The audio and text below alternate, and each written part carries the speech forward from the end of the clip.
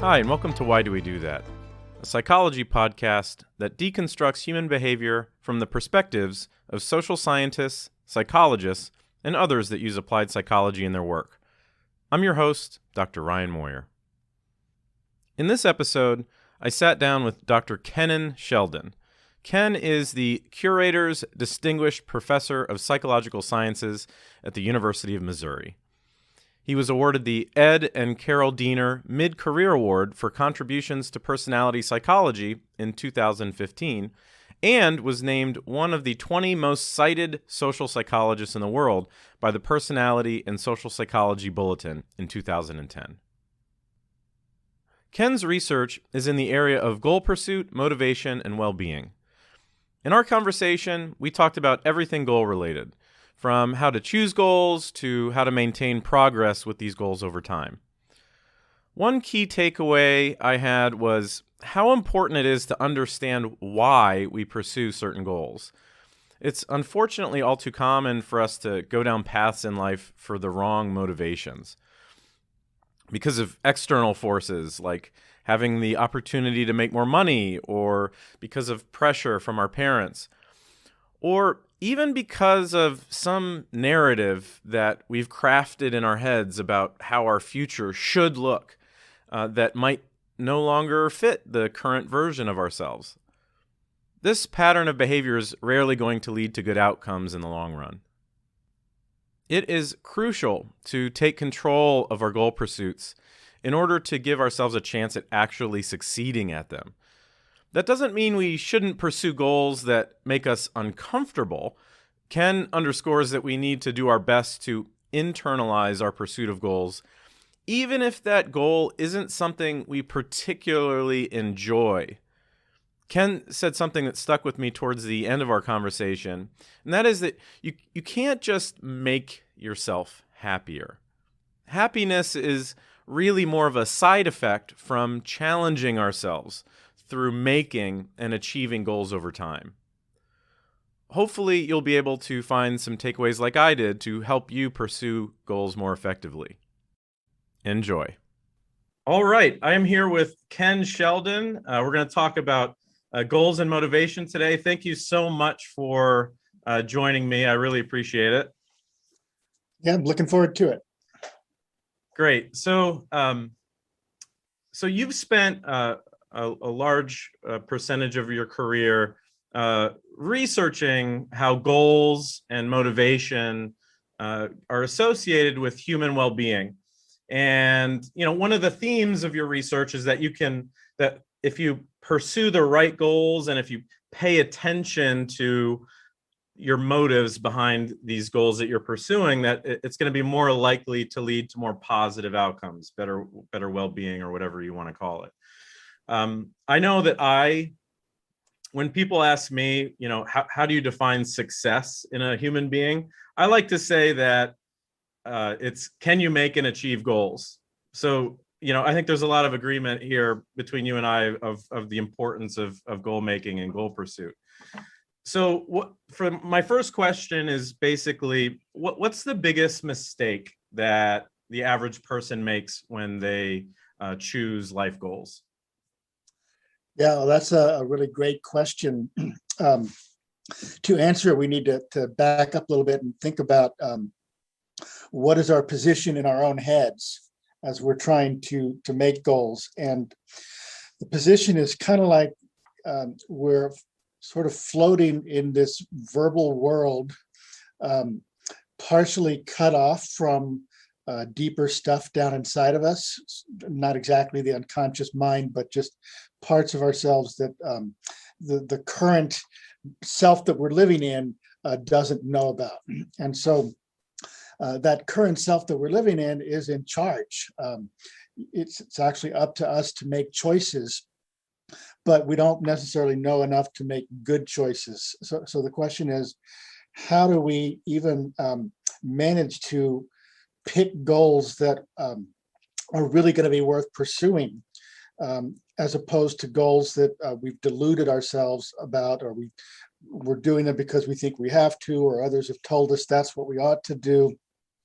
And so that's kind of the first question is, what is it that you're writing down on that sheet of paper that you want? And why do you want it?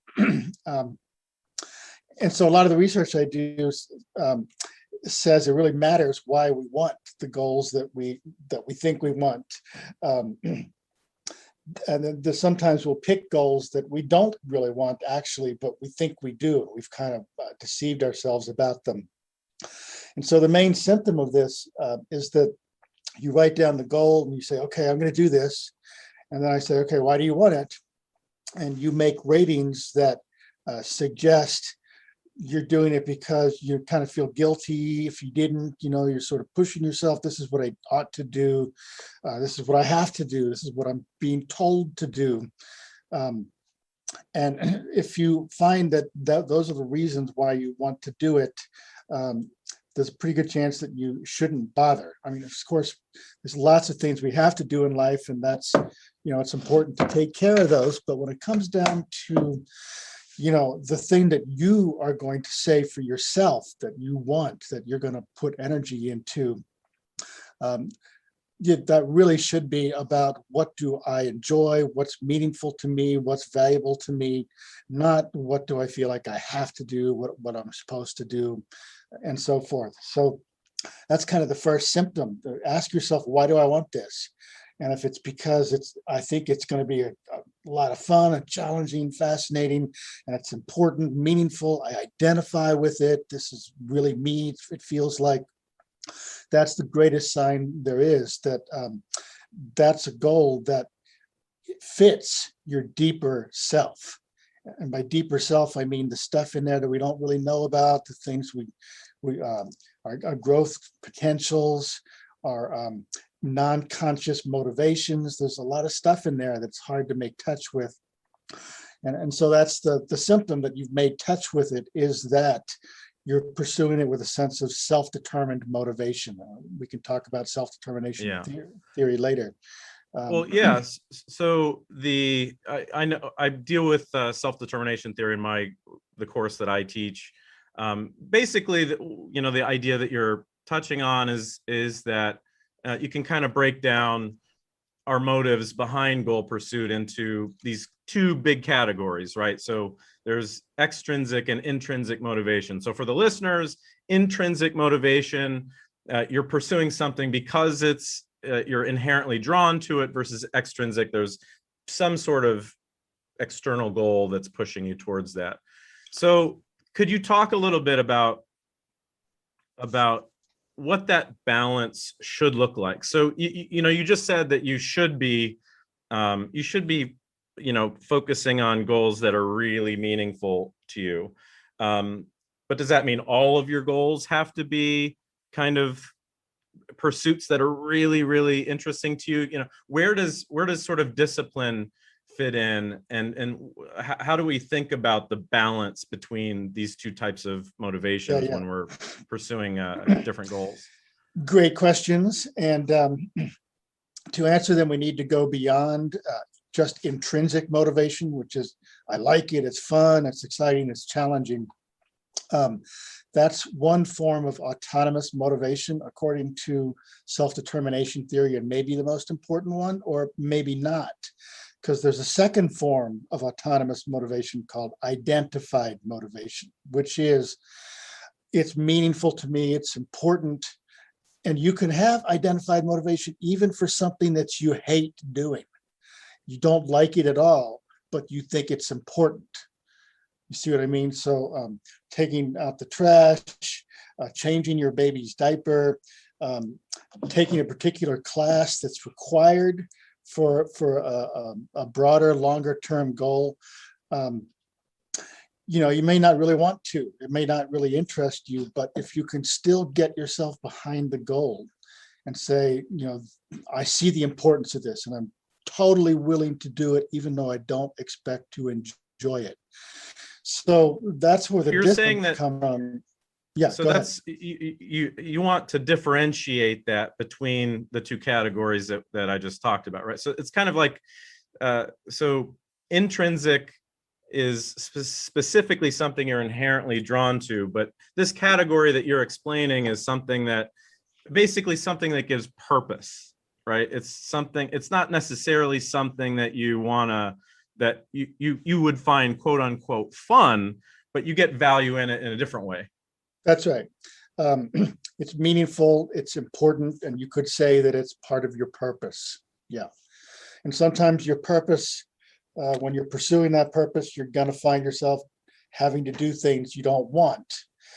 And so here's the trick: whether you can get yourself to internalize doing that thing so that you don't feel pressured and compelled while you do it, you don't feel resentful and ambivalent, you instead manage to feel, this sucks, maybe, but I really want to do it anyway. And so the internalization process is the process by which we do something we don't want to do with a full sense of willingness, and because it's connected to purpose and meaning, perhaps. And this is a process that we see, it's a natural part of human development, is internalizing what we used to have to do and coming to see that we want to do it, not just have to do it. It kind of happens by itself. There's conditions that help us do better at it. Like if there aren't people forcing us and trying to control us, then we're better able to come to see the value on our own, as opposed to digging in our heels against these people.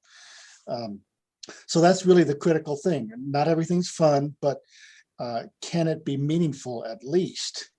And if you're not able to find meaning in it, that's another symptom that maybe you shouldn't be doing that thing at all. So, you just said that that it's important to have these types of goals that you might not enjoy, that you might not want to do, but are fulfilling. And my first thought was, in today's culture, that seems like a challenge more so than it has ever been, specifically kind of having to do with the idea that our ability to delay gratification seems to be at an all-time low. I mean, the pandemic doesn't help. Obviously, we've had to kind of limit some of our behaviors, and some of our goals we literally couldn't pursue. But I'm curious about your view of the trend in terms of our ability to do things we don't want to do. I talk to my students, and I get the impression that a lot of young people are extremely averse to doing things they don't want to do. And I don't know if it's just a difference of maybe they're just at a certain age, and that sort of ability to pursue things that you might not find super fun gets better as you get older, or if it's a generational thing. Do you have thoughts about the state, today's state in terms of goal pursuit and those challenges? Yeah, those are big questions, and I have thoughts about them. First of all, we have done research on the relation of people's age to their internalized motivation, and there's a definite correlation. So older people are able to get themselves to do things they don't want better than younger people are. Right. And we think about that a couple of ways. That older people have just come to accept and understand the importance of doing things like, let's say we did a study on paying taxes. Older people have come around to understanding the importance of paying taxes, and they do it more willingly, even though they still don't really want to. So yeah, there is a maturational trend, across the lifespan. But you're also asking about, is there a trend in society across cohorts, so that the current cohort of people has less internal motivation than previous cohorts? I guess my answer to that is, I'm not sure. I don't do that kind of research, and I'm not sure anybody has really taken a good look at that. But there is some evidence that supports that idea. Researcher Jean Twenge, San Diego State, has been doing research on narcissism, looking at, has narcissism changed over the last 50 years? And so there's a single narcissism scale that's been used for 50 years now. And so Twenge has crunched the data to look at the average narcissism score of 20-year-olds in the 1970s compared to 20-year-olds in the 2010s. And she finds that narcissism has been going up on average across each new cohort. And so if you want to make a connection between narcissism and the ability to get yourself to do something you don't really want to, I think there is kind of a connection there conceptually. That's fascinating to see it that way. Yeah, it makes sense. I've had a guest onto the program, Dr. Ramani Durvasula, talking about narcissism. So if you're interested, go check out that episode. You can learn more about narcissism. So is that the only link that you know of between narcissism and other types of goal pursuit? Is that a common research area? I mean, on the surface, kind of makes sense. Like if you're narcissistic and you're self-centered, God forbid I end up doing something for someone else, right? Which wouldn't fit into that identified motivation. Does narcissism or any other personality traits interact with how people with different motives behind pursuing goals? Yeah. We published a study last year connecting narcissism as a trait to the kinds of goals that people pursue. And we made a distinction between egocentric goals, it's kind of about me, versus what Jennifer Cracker calls ecocentric goals, which really means for her pro-social goals about others. And so there's a definite connection between narcissism and egocentric goals, just in the way you'd expect. So if you're less interested in connecting to others, having meaningful relations with others because you're more self-absorbed, you might have a harder time internalizing social norms, social prescriptions, pay your taxes, be nice to people, even if you're not sure you like them. So yeah, I do think that there's a possible connection there. Now, I think, I know when I start thinking about making my own long-term goals, it is oftentimes extremely difficult to be able to perceive the benefits of long-term goals. So for example, exercise, you tell someone, everyone knows that exercise has all kinds of benefits for health and stress and well-being, et cetera, et cetera. But I know when you tell people that, if they don't like exercise, they're not going to even start, and it's going to be difficult for them to see those benefits, especially when a lot of the benefits from practicing exercise only come up from doing it a while, right? They're even hit that threshold where you start to see, oh, I feel much better and stuff like that. A lot of people can't even get to that step. I know for the same way for me, when I am in a running phase or I'm jogging, it's often difficult to see these long-term benefits. And I feel like that's something that's causes sort of difficulty in achieving long-term goals. Is there anything that we know of that can, reframe these goals to make it a little bit easier to make that first step? Yeah, that's another great question. Well, the first thing is, if you decide you're going to start exercising, you should try to get yourself to internalize that as much as you can and get yourself to start with a sense of, this is really important to me. I see how this fits into the person that I want to be in the distant future. And, don't start it with, yeah, I'm going to go to the gym every day, but I'm going to hate it. Then tell yourself, I may not like it at first, but I think it's really important and I'm going to give myself my best shot.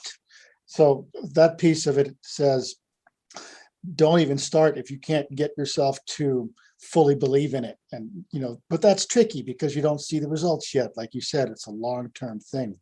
So the second piece of advice, this is actually a study we did where we compared two attitudes towards your goal. Eye on the prize, like where you want to get in the long term, versus nose to the grindstone, like just kind of keep doing it, in the short term. And we found that if we had people think about their laboratory task goal in these two different ways, it made a big difference in how they interpreted momentary failure. So if you're thinking about the big picture, where you're trying to get, and you have a momentary failure, you don't make it to the gym today, you're like, oh my God, I'm never going to get there. This is terrible. Whereas if you keep your nose to the grindstone and you didn't get to the gym today, you say, okay, well, that was today. I was busy, but tomorrow I will. So it's important to kind of keep that short-term focus. And you can also get benefits even in the short term if you pay attention. So, you didn't lose those 30 pounds yet, but you slept better and you felt better that evening, and you slept better that night. So if we notice, we start to get those short-term benefits right away from a lot of the things that we do, but then we feel discouraged because we still haven't lost those 30 pounds. But so the key is to put the 30 pounds aside and focus on the positive benefits you're getting by keeping your nose to the grindstone.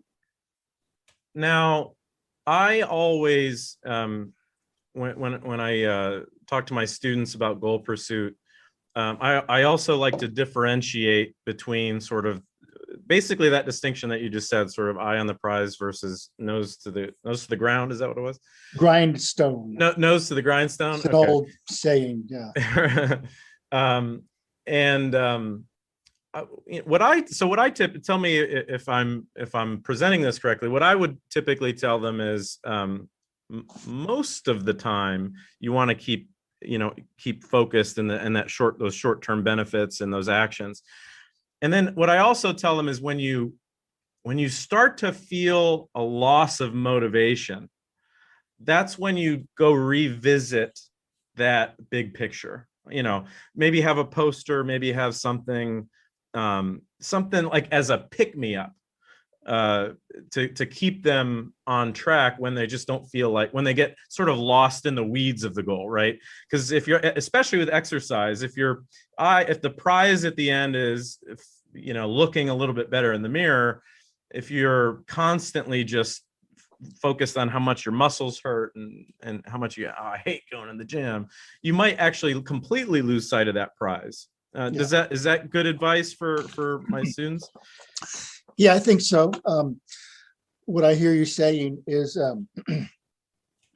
to revisit the initial intention when your motivation is flagging, and maybe you have strategies for, you have an image of your mind of how your life is going to be. That can be helpful. I think the main trick is to revisit the prize, the long-term goal, in the context of momentary success. So I went today, I feel better today, I'm on path to my long-term self. That's great. The thing to try to avoid is to catastrophize when you fail in the short term. I didn't make it to the gym today. I'm never going to be who I want to be, right? So use successes to energize yourself, short-term successes, and don't let yourself use short-term failures to demotivate yourself. Now, you brought up the idea of evaluating your goals by making comparisons, and you're basically talking about looking back at what you've accomplished in sort of a positive light.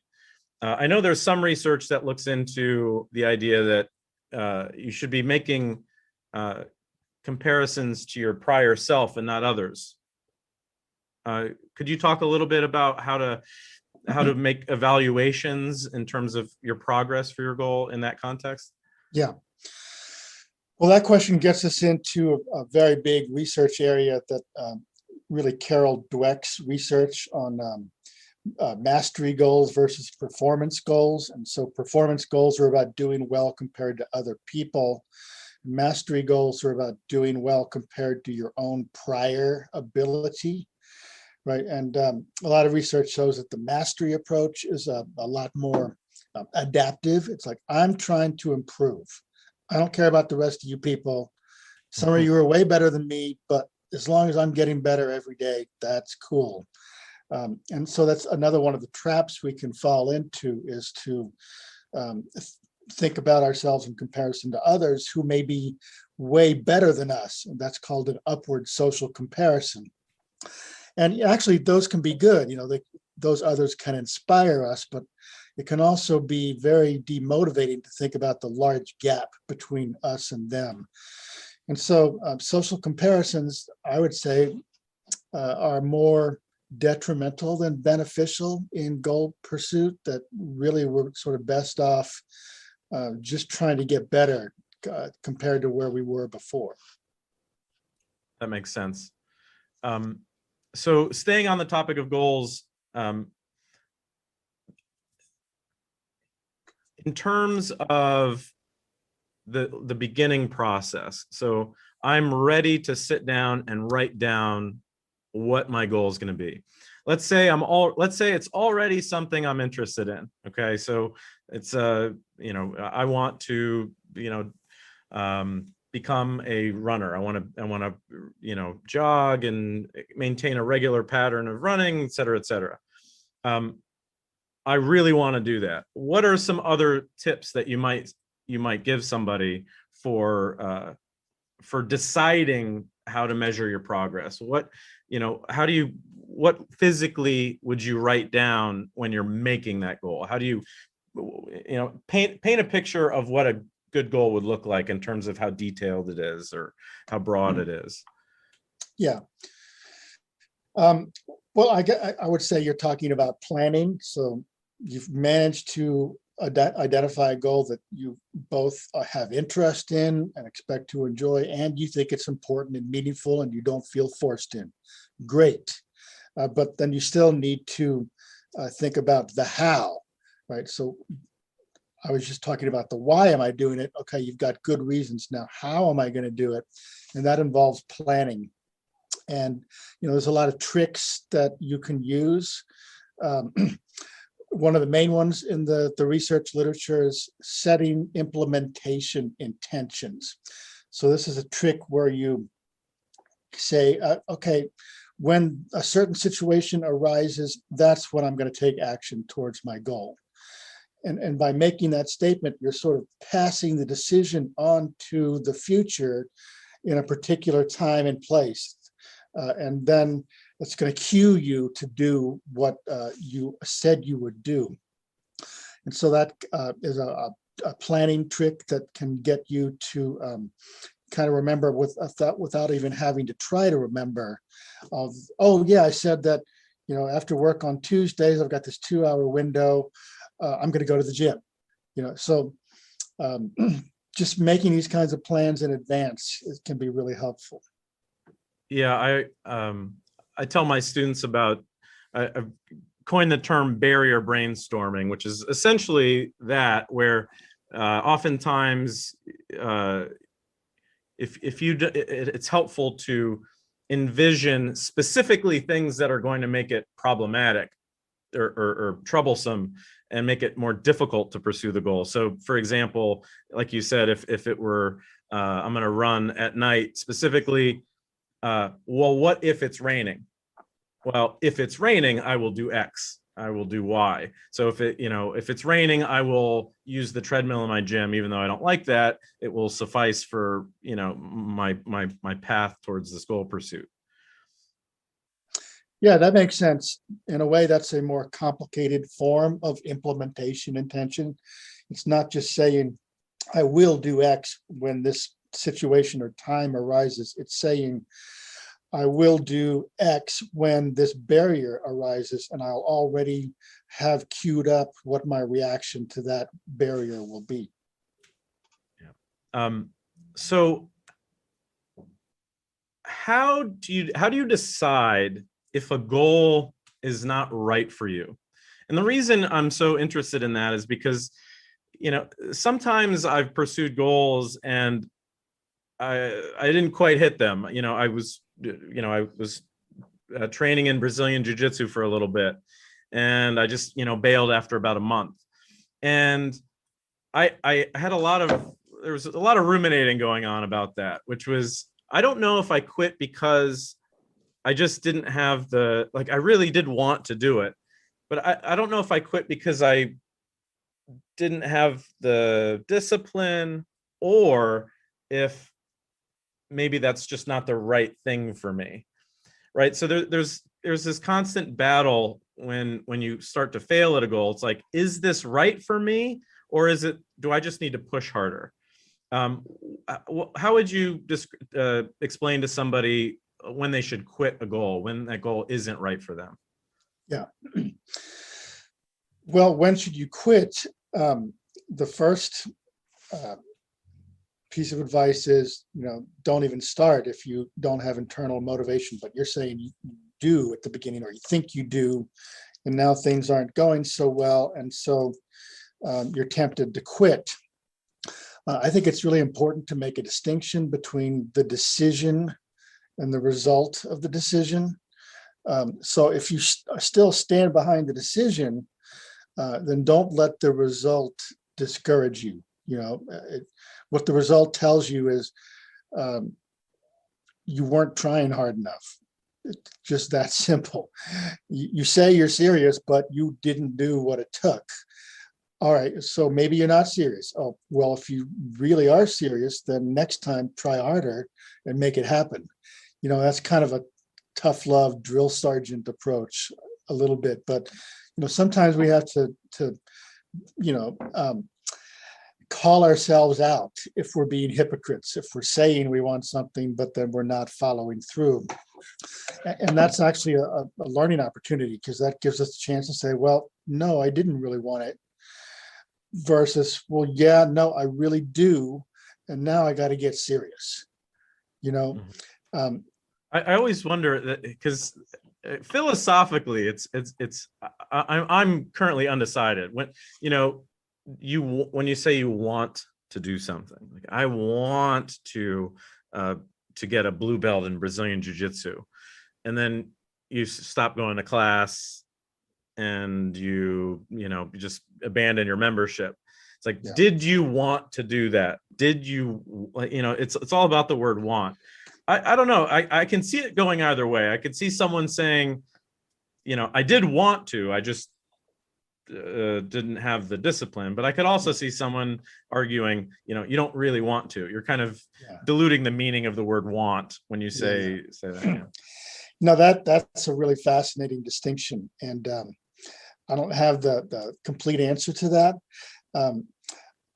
I would say this, again, we're kind of up in this verbal world, and the story that we're living in our heads, and we might think we want something, but we might be wrong, so the fact that we can't get ourselves to do it might be evidence that we're wrong and we need to change the goal. And it's hard to tell the difference between that and we really do want it, and we just haven't tried hard enough yet. We were trying to get away with less than we really needed to. And now we need to grab ourselves by the scruff of our neck, and get ourselves to follow through. It's pretty darn hard to tell the difference. I would say that if you continually, the time comes when you said you were going to go to the jiu-jitsu workout and you don't want to, and you don't, that is a pretty good sign that you might be deluded in thinking you want to.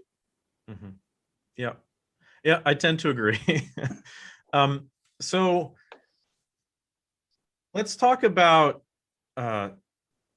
take an example of somebody who's pursuing goals in a serial fashion. So someone that has basically went all in on sort of self-improvement, right? So they have 1 month, they're gonna do X, they're gonna, train for a marathon, and then the next month it's gonna be an Ironman, and then the third month is they're gonna revamp their diet, So basically, someone who structures their life so that they're pursuing goals in a serial manner. Is there any downside to that? Because I mean, I'm not really sure how that fits in with, assuming they're being successful at these goals. Is there a downside to just kind of chaining together or structuring your life in a way that you're always kind of reaching, always self-improving? Not really.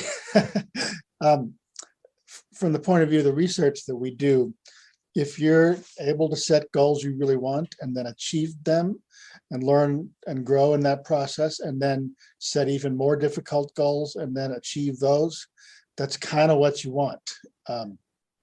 The only caveat I would say to that is that it's possible, sometimes people get into frenetic achievement mode because they're trying to avoid thinking about something that makes them uncomfortable. That they might be, this is their coping strategy, is to always be on the go, go, go, go, and they can't stop. How do you tell if that's the case? I would say because you're no longer getting satisfaction from your achievements. Like you're coping, you're going, you're still doing great, but it feels empty. That might tell you that there's something else going on that you should stop and take a look at. But otherwise, it sounds like the perfect situation. You're somebody who's striving, who's changing, developing, taking on challenges, all that stuff that we'd like to see people do. Yeah, I think I was thinking about it in terms of sort of a blind spot, in the sense of, hypothetically, take, a husband and wife with 2 kids, and the husband is, pursuing fitness goals constantly, and they sort of put all of their eggs into that fitness goal pursuit basket. So they might be getting all these benefits from making and achieving the goals, but there's not a lot of diversity in their life. It's almost all about pursuing goals in one specific domain. Is there any suggestions you would have for someone in that scenario? Yeah. I don't really see a problem with that if you're very focused on one thing in particular. Next month, there's going to be a lot of Olympic athletes gathered in Tokyo who that description perfectly embodies. To be the best at something, you kind of have to be like that. But when is there an imbalance? Well, I would say, we always have this diagnostic indicator that tells us if we're doing what's good for us or not, which is, are we happy? Is it making us happy? And so if you're, only doing one thing and, it's not really satisfying, maybe it was, maybe it's not anymore, that's the sign that maybe it's time to diversify. Another problem with putting all your eggs in one basket is that if you start to do poorly at that thing, whatever it is, you don't have a lot to fall back on. It's like your mainstay in your life it's not working, and oh my God, what do I do? So there's a benefit to diversity because you have other things you can work on to feel good, to feel like you're making progress, even when things are not going so well in a particular domain. But in general, I think it's fine to be very focused on just one thing as long as it's working for you. That makes sense. Yeah, I think that's especially for the athlete. It kind of makes sense when you're in that zone where you in order to achieve that goal, it requires all of these specific steps, right? Because if you don't put those, if you don't invest that much time and energy, you're never going to achieve that ambitious goal. Now, the idea behind leveraging goals properly and paying attention to your motives, it's all kind of funneling towards improving well-being or making you happy, as you mentioned, happiness. We've got about 5 minutes left. For my last question, I'd like to ask you: is finding happiness the right word for what we're striving for? Because sometimes it feels like, well, what makes you happy? Sitting on the couch and under a blanket. Well, that seems to be something that a lot of depressed people do, sitting, especially if they don't go out and interact with the world or do anything. I'm curious, as to someone who's in this area of positive psychology, is happiness what we're striving for? Yeah, great question. So we've done research in which people strive for happiness. Their goal is to become happier, and we find it doesn't work. It doesn't work. You have to do things that are meaningful, that challenge you, that have some ulterior purpose to them, and as a side effect, if you succeed at those things, it'll make you happier. But we're not. It's funny because in the American Declaration of Independence, Thomas Jefferson said we're guaranteed to be able to pursue happiness. But people get confused and they think, okay, I'm pursuing happiness. Why aren't I happy yet? And what we're really free to do is to pursue what's meaningful for us. And if we manage to do that and do well at it, then there's this very nice side effect that we'll become happier as well. Does that mean happiness is the goal? No, but it's very convenient that that comes along because it reinforces what we're doing. I'm doing what's meaningful. I'm doing well at it. I'm feeling an inner glow that I didn't have a month ago. I'm going to keep doing it, right? So that's how we see those sort of chaining together. Awesome. Well, I think that's a great description of where we should be targeting our goal pursuit rifle. Thank you so much for joining me today. I really appreciate you taking the time. It's a fun conversation. I enjoyed your questions.